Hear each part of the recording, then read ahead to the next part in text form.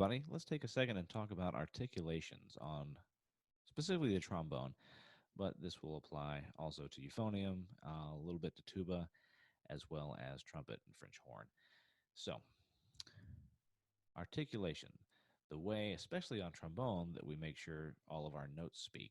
Um, Really important, making sure we line things up on the trombone. Obviously, that's going to be a little bit different on all the valved instruments. Um, but the main thing we want to do is line up our tongue with our fingers and our slide placement. And we also want to make sure that in doing so, we are achieving the exact sound that we're going for. Obviously, there's different kinds of articulations. We have heavy articulations, lighter, more accented and direct. And we can work on all of these.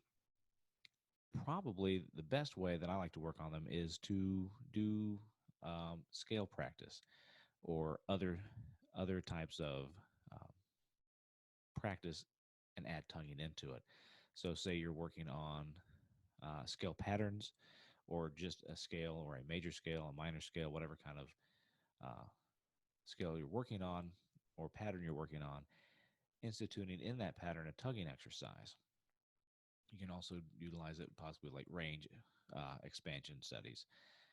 I find it works really good to get a lot of things done all at the same time if I can, as long as I'm focusing on the things that need to be focused on. So, say I'm working on a my E flat scale, and I also want to make sure that I'm being very precise and working on my accented tonguing. Perhaps I would play 4/16 notes and a quarter note on each scale degree.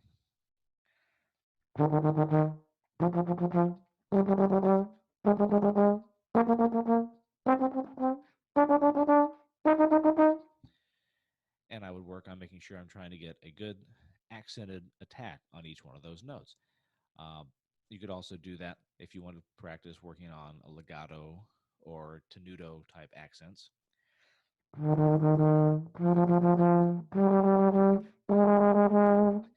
You get the idea. Now, how do we make those different sounds? That's where the real secret is. Aside from just working on it, you have to know what to do. So, when you are utilizing your tonguing, make sure that you're one, not putting the tongue between the teeth. That gives more of a th sound, which we definitely don't want. It's harder to control. It comes out blah and splatty.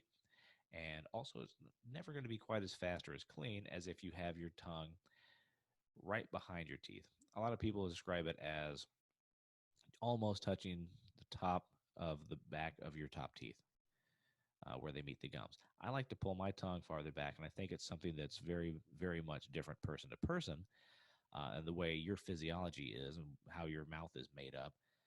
But I think if you can say T or ta wherever your tongue hits for those, that's a great place for your accented tonguing. Ta ta ta ta ta. And I would recommend starting there. Now, if you want to do the legato or smoother tonguing, I would recommend using da or do.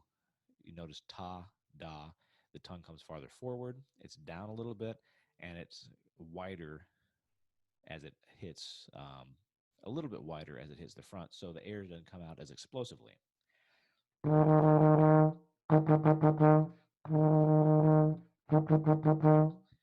So, a pretty big difference there, right? Obviously, utilizing practice time to work on both of those would be very important. Personally, I have a daily routine that I do where I do kind of an expansion in my range where I start on a B flat and then I move up and down and I practice doing 16th notes. And again, I do use a metronome. You can use a metronome app, whatever you want to do. Lately, I had been working at around 144, trying to keep everything as crisp and clean with my single tongue as I can. And I've been doing it alternating between an accented tongue and a legato tongue. And I would start on B flat.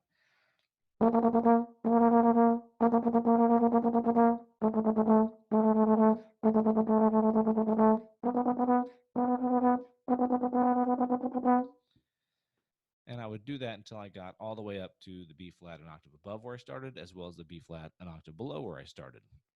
So it does multiple things. One, I work on my tonguing, and I try to keep everything smooth and spot on in time. If I end up getting a little behind or pushing ahead, I go back and I start wherever that happened, and I keep going from there.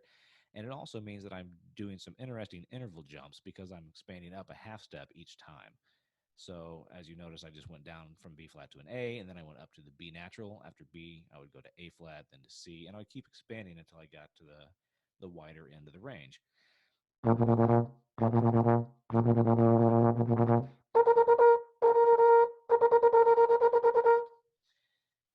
And I find usually if I can get that going and feeling really good at 144, I'm not going to have too many issues with any of the stuff that I'm asked to play on a regular basis as far as single tongue.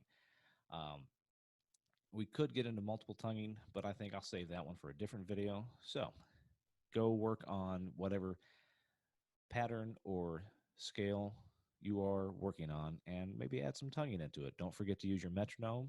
It'll keep you honest. It keeps me honest all the time. All right, y'all go work on tonguing and articulation.